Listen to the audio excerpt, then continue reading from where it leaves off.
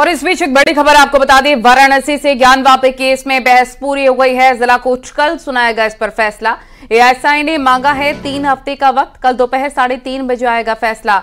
ASI को और वक्त मिलेगा या नहीं, इस पर कल फैसला होना है। व्यास जी तहखाने मामले में भी कल ही होगी सुनवाई। ये बड़ी खबर इस वक्त वाराणसी से। ज्ञानवापी केस में बहस पूरी हो गई है और कल जिला कोर्ट की तरफ से फैसला सुनाया जाएगा।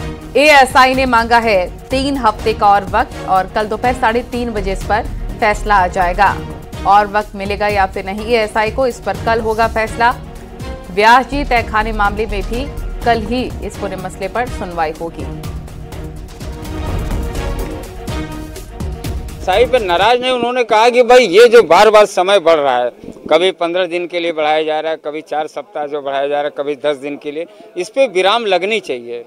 एएसआई की तरफ से उनके स्टैंडिंग काउंसिल ने कहा कि तमाम रिपोर्टें हैदराबाद वगैरह से डीसीआर की जो भी रिपोर्टें हैं तकनीकी रूप से आ गई हैं।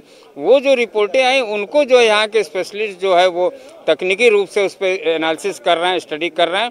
और उसके बाद जब सारी रिपोर्टें आएंगी तो हम इस पर जो है सारी रिपोर्ट कोर्ट में पटल पर रखेंगे। इसलिए हमको 3 सप्ताह का समय दिया जाए। कोर्ट ने कहा कि ये भाई कोई निश्चित होना चाहिए। मान लीजिए अगर 3 सप्ताह के अंदर आप नहीं दाखिल किए तब, इसलिए कोई ऑथेंटिक अधिकारी हो जो ये निश्चित बताए कि नहीं हम 3 सप्ताह में कर लेंगे, 4 सप्ताह में कर। ये कोर्ट का कि एएसआई ने कोई समय की मांग नहीं की, उनके अधिवक्ता द्वारा या प्रार्थना पत्र के मांग किया गया। अब अधिवक्ता से अंडरटेकिंग की बात कही गई, अधिवक्ता कहे कि इसकी जांच लेबोरेटरी में अन्य जगहों पर हो रही है।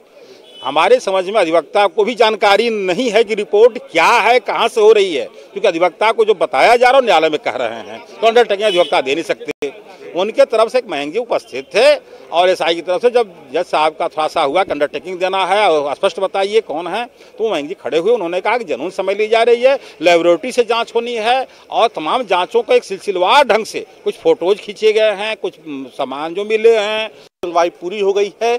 एएसआई के प्रार्थना पत्र जिस पर 3 हफ्ते का समय और मांगा है सर्वे रिपोर्ट दाखिल करने के लिए, उस पर अब कल 3:30 बजे फैसला आ सकता है कि अदालत क्या पूरा 3 हफ्ते का समय स्वीकृत करती है या फिर उससे कम समय देती है। तो फिलहाल अब कल इस पूरे मामले पर फैसला आएगा।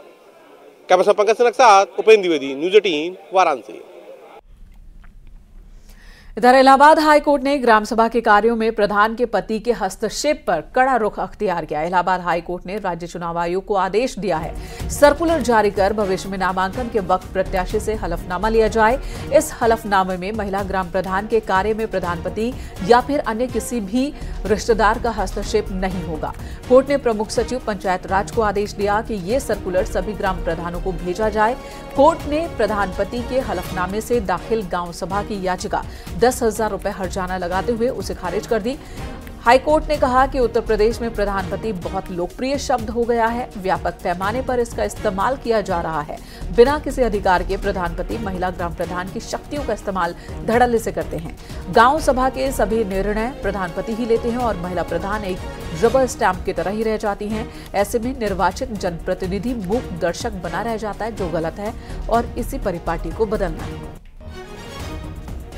राज्य व्यवस्था में महिलाओं को आरक्षण दिए जाने के बाद बड़ी संख्या में महिलाएं निर्वाचित हो रही हैं। वे ग्राम प्रधान, बीडीसी सदस्य और जिला पंचायत सदस्य तक निर्वाचित होती हैं और इसके अलावा ब्लॉक प्रमुख और जिला पंचायत अध्यक्ष तक बनती हैं।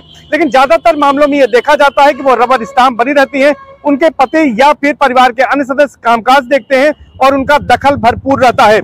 ऐसे ही एक मामले को लेकर इलाहाबाद हाईकोर्ट ने बेहद कड़ा रुख अख्तियार किया है। इलाहाबाद हाईकोर्ट ने तल्ख टिप्पणी की है कि महिलाओं के कार्यों में हस्तक्षेप नहीं होना चाहिए। उसमें ग्राम प्रधान की कोई स्वीकृति नहीं ली गई थी, बल्कि उसके मार्फत ये याचिका दाखिल कर दी गई थी, जिस पर कोर्ट ने सख्त नाराजगी जताते हुए यह आदेश पारित किया है और हर्जाने के साथ याचिका खारिज कर दी है। सर्वेश दुबे, न्यूज़ 18 प्रयागराज।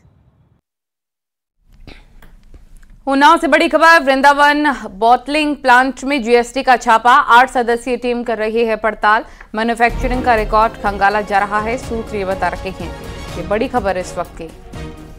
उन्नाव से बड़ी खबर, वृंदावन बॉटलिंग प्लांट में जीएसटी टीम लगातार छापेमार कार्रवाई कर रही है। यह 8 सदस्यीय टीम है जो कि पड़ताल कर रही है। मैन्युफैक्चरिंग का रिकॉर्ड खंगाला जा रहा है, सूत्र बताते हैं।